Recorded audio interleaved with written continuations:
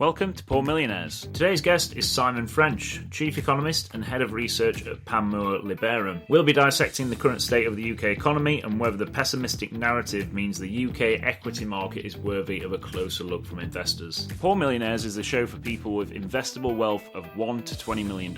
We strive to educate, connect and inspire, to give you the tools you need to thrive and secure lasting prosperity for yourself and for your family. PoorMillionaires.com. Invest with ambition. This podcast is for educational purposes only.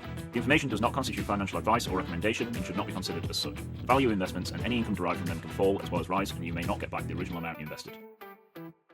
Simon French, welcome to the Poor Millionaires Podcast. Thank you for having me, James. Good stuff. Well, so you're a chief economist and head of research at Panmure Liberum.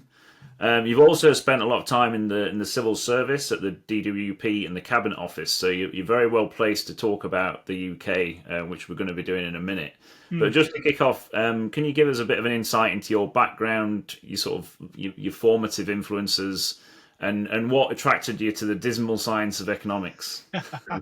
It's a great place to start, isn't it? So, 22, 23 years as a professional economist, initially on the civil service fast stream. Why the dismal science? I did an economics degree. I found it interesting. I found it a decent framework for thinking about allocation of resources, make a framework for decisions and thinking about optimization, all the sort of workhorse models you find in standard economics textbooks.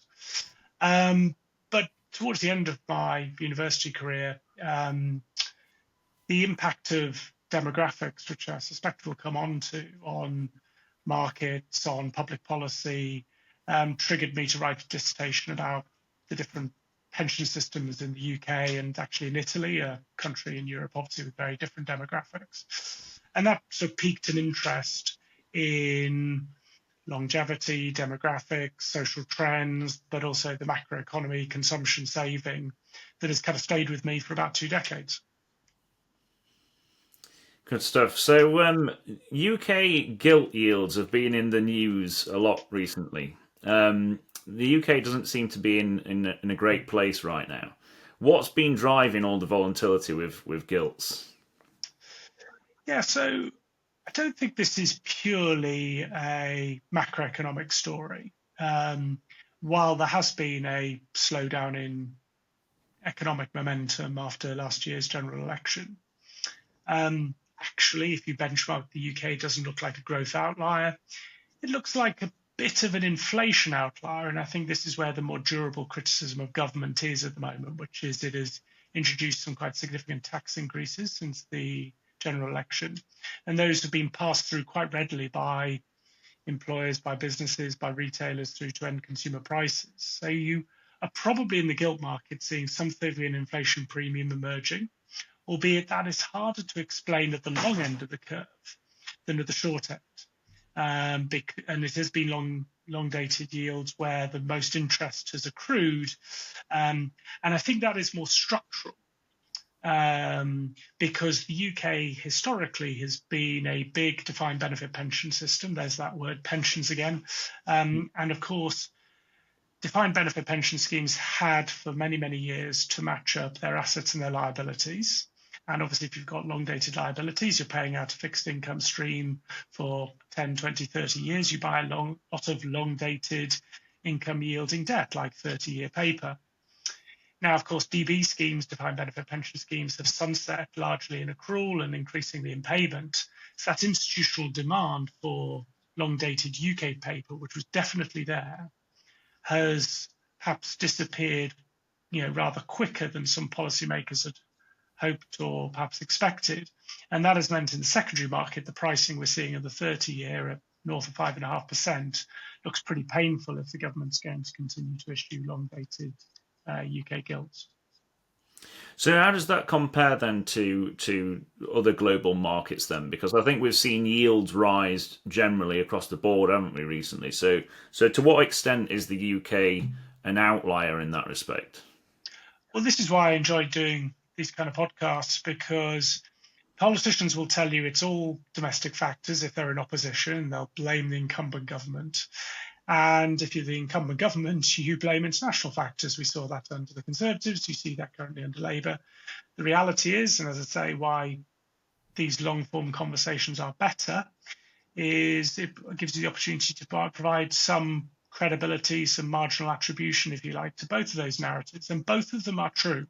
You look at Japanese long-dated debt, that has spiked to levels we haven't seen in 30, 40 years. Again, the Japanese pension system is going through a big reform. Similarly, across Europe and in the United States. So there's clearly global factors at play on a steepening of the curve, particular sell-off at the long end of the curve, which isn't all due to short-term inflation prints, short-term growth prints, public policy. It's more structural. But I think, going back to what I said earlier, the UK perhaps has got a little bit of an overlay here on the fact it's probably got two elements, one of which I've already spoken to, which is short-term inflation looks a bit more persistent, a little bit higher than the rest of the world. But also it's got itself locked into some pretty pernicious fiscal rules, which are important. It's important to signal to bond markets that you plan to be virtuous, you run the public finances in a disciplined way. But this rather, what some people have called, myself included, a doom loop from every 6 months going back to repair the public finances, means that sentiment, both amongst businesses and amongst consumers, struggles to get going because there's always a looming fiscal event just around the corner. Now, you touched on the whole liability-driven investing aspect regarding pension funds. So that came into the fore during Liz Truss's government, didn't it, with the mini budget and the whole crisis surrounding that and the gilt market. So have we created a problem for ourselves with the whole LDI emphasis in the UK? And if so, what needs to be done about that? Well, the good news is the second part of the question is rather easier to answer than the first. Higher interest rates will flush out that wish amongst pension funds, indeed necessity amongst pension funds, to gear up to get decent nominal yields. And that goes back to the first part of the question, is how do we get into this position? Well, it was the legacy of very, very low interest rates for more than a decade, quantitative easing, pushing down yields, which meant that institutional investors had to go hunting for yield and put gearing into the system, which is LDI is effectively gearing into the gilt market in order to get the kind of yields that you've committed to paying out to your scheme members. So that normalization, it's not a great word, normalization, but I use it because in the absence of anything else, that normalization perhaps to interest rates that we saw prior to the global financial crisis will do a lot of that corrective work without regulators having to put a further overlay on top of that. Do you think there's any serious risk in the UK of a serious fiscal crisis? Because some people, I mean, there's been talk in the newspapers about a potential IMF bailout for the UK, France being another one. Is there any kind of credibility to those concerns, or is this simply hyperbole? So Paul de Grauwe, Andrew Sentons, Jagad Chadha, I mean, the three economists that triggered this story, these are not rent-a-quote economists. They are very sensible individuals, former MPC members. They've both been at the head of think tanks, big banks. Therefore, when they say stuff like the UK has echoes in terms of its fiscal stance of a period in the mid-1970s, it should be taken seriously. But they are talking on to the fact that if you look at the long-term forecasts from any institution, including the Office of Budget Responsibility, the affordability of an NHS that is free at the point of use, so triple lock pension scheme, social care that is largely funded by local authorities, looks pretty unsustainable given that demographics that are coming down the pipe. And therefore, unless a government grips that, the tax burden would have to go to such levels, 55, 60p in the pound, as to trigger quite significant capital flight out of the UK, quite a negative doom loop associated with unsustainable finances, which other countries have had to go cap in hand to the IMF to get not so much the financing to deal with it, but actually the institutional cover to say, well, your government can't make those tough decisions, therefore we do. And, for some listeners, parallels maybe with Greece, where the Troika came together to do things that the successive Greek governments couldn't do, tough political decision making. And I think it is that path to the difficult trade-offs in today's political economy in the UK that is the more relevant one than, if you like, a pinch financing moment. And is there also a sense that the UK's fiscal problems are kind of that they're illusory in a sense, because a lot of these are kind of future promises to pay, aren't they? So, for instance, if there were serious reforms to the way that, for instance, public sector pensions are handled, all these kind of welfare commitments, that could presumably deal with a lot of the problem in one fell swoop. Absolutely. I'd probably take issue with the idea they're illusory, but I mean, I know what you're driving at here, which is they're not intractable problems intellectually. I think we all know what needs to be done here in terms of living within your means, given an aging population, given higher interest rates. But the political path to get there from any of the major parties seems pretty absent. I mean, both on the left and on the right. I mean, you talk about the ability to print debt in our own currency, but someone has to buy that. In order to buy that, you need to make it attractive for international investors to own it, and therefore sterling has to weaken, which brings in inflation. I mean, the idea that it's an economic free lunch is you don't need to have done much economics to realize that that is a nonsense. And on the right, the idea that there are Laffer curve style opportunities to cut taxes and raise revenue across the board is not true. I mean, there are pockets, probably North Sea oil and gas, marginal tax rate 78%. There are probably elements there where Lafferism is in evidence, but actually across the big heavy lifting parts of the tax ecosystem, income tax, VAT, national insurance, the likelihood that you can cut the marginal rate and accrue additional revenue doesn't stand up to intellectual scrutiny. So I'd like to pick you up on that one then, because at the moment we're seeing a lot of millionaires leave the UK. I think the estimates were something like 15,000 over the past year. So there does seem to be some kind of Laffer curve effect, shall we call it? Well, a couple of things on that. First of all, this isn't, I mean, we could do a whole podcast on knowing who leaves and who comes into the country. And some of that research by Henley Partners, which was based on a LinkedIn scrape, I think. I mean, it's pretty questionable. But the idea that there is a accelerated outflow because of the change to the inheritance tax regime and the non-doms regime, I think is true. But let's agree in principle to it happening, but not necessarily wed ourselves too much to the numbers. The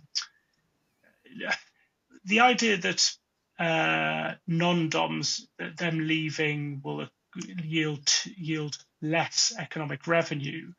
I mean, again, that's not the OBR or the IFS's estimate of what will happen. Yes, you will get some accelerated departures, but those people who were taking advantages and pretty attractive by international standards, non-dom benefits.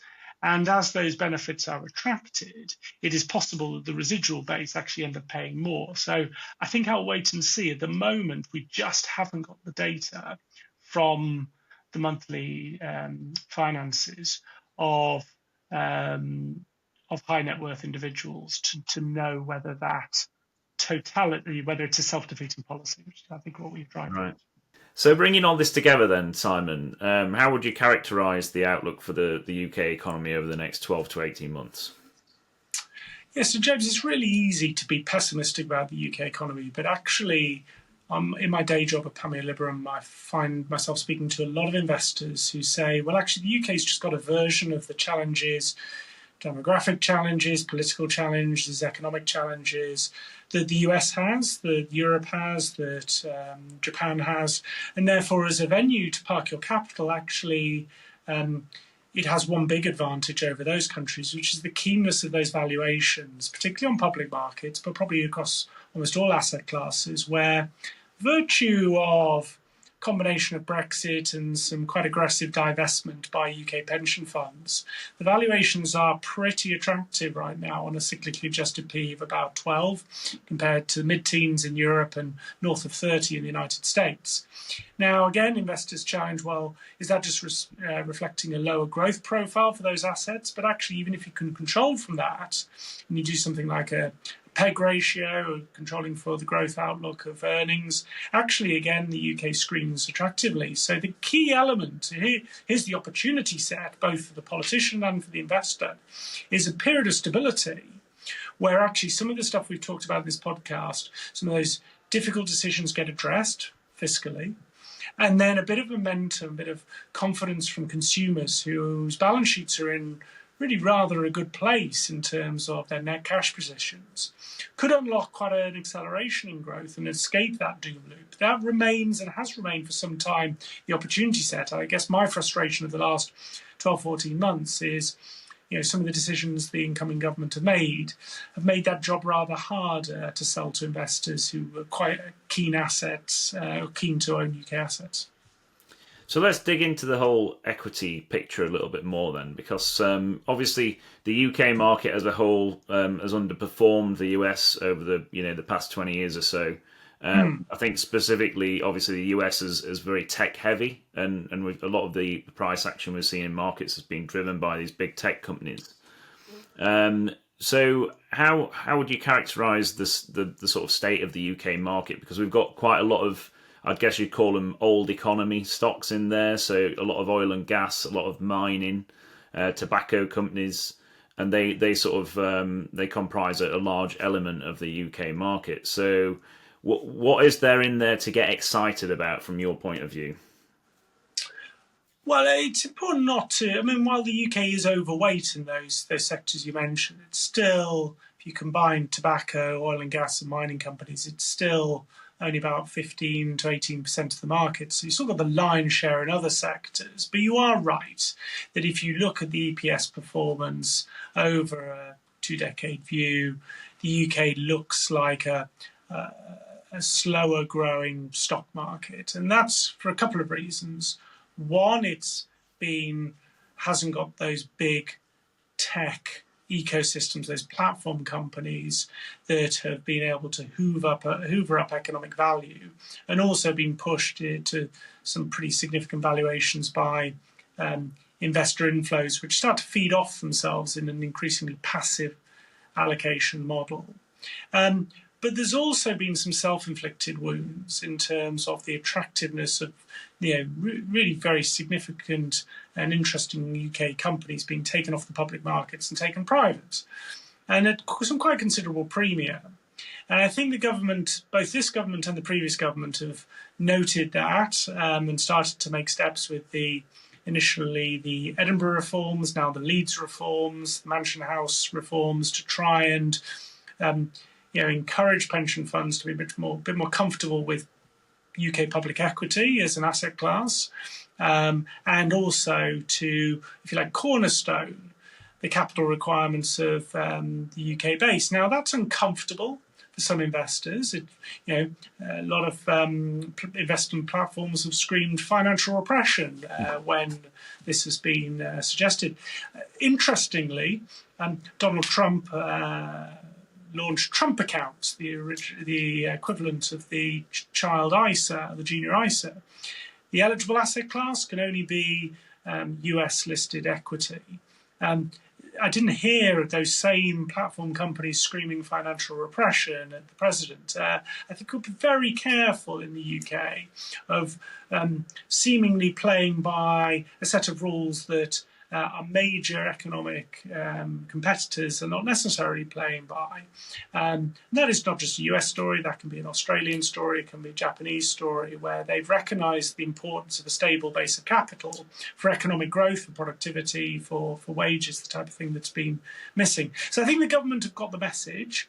There's increasing amounts of data. It's always difficult for people in my seat and seats similar banks making this case, because it sounds very much like vested interests. But I do approach it from an economic standpoint, which is we have got a long-standing productivity problem in the UK, and part of that has been a de-equitisation culture where the capital available for your domestic small and mid-cap businesses, who will be the large cap, mega cap businesses of the future if they are well funded and well supported, that has rather sort of broken down, partly by demographic change, partly by poor regulation. We are on something of that reverse journey, and there's again the opportunity set for UK listed assets.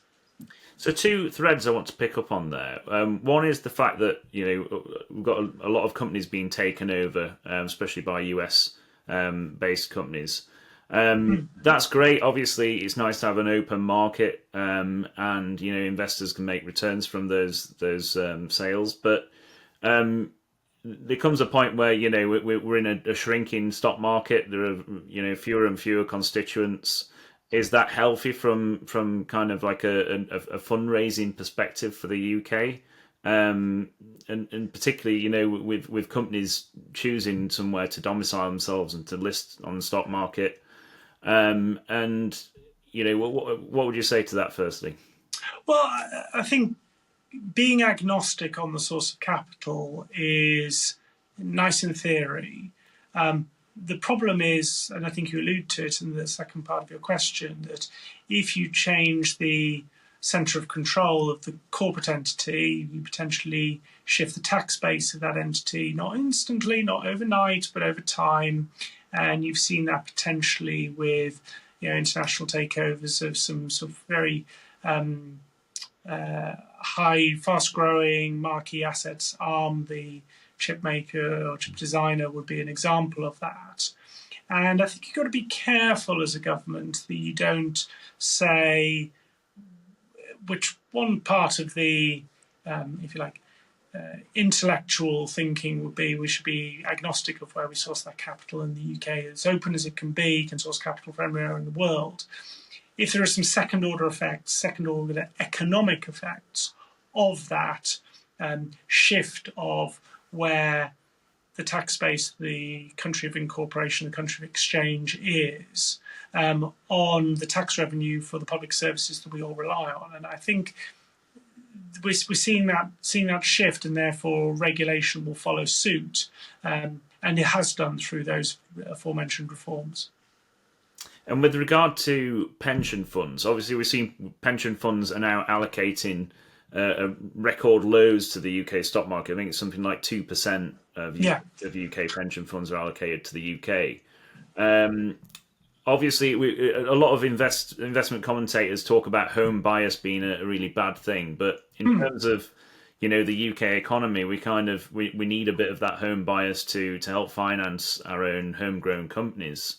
Do you think that situation is now beginning to turn? And obviously, there's been a lot of talk, as you yourself alluded to, about pension funds being kind of mandated to invest more into the UK, not just in public markets but also private markets. So just tell us a little bit about. Wow, there's a lot to unpack in that question. I'll take it in turn. So first of all, you're absolutely right with your numbers. 2% is approximately what UK pension funds invest in UK equity, which is not a million miles off the global benchmark, which is about 3%. So they are underweight, but not by a huge amount.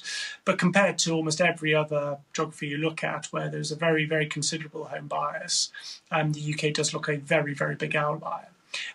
Now, I think I would conclude that the 40% that was owned by UK pension funds, or 40% of their assets were in UK equity back in 1990, was too much for home buyers. But I think there's a really good debate on what the optimal level is. 40 was almost certainly too high, 2 is almost certainly too low. The question is what kind of level is the right one, and there'll be some carrot and there'll be some stick, and you talk about some of the policy proposals there. Don't like the word mandation. Mandation is very, or is described in a way that feels like investors can't allocate to where they see the best prospective returns. But conditionality, different word, around the north of 60 billion pounds that the UK taxpayer provides to incentivise pension saving.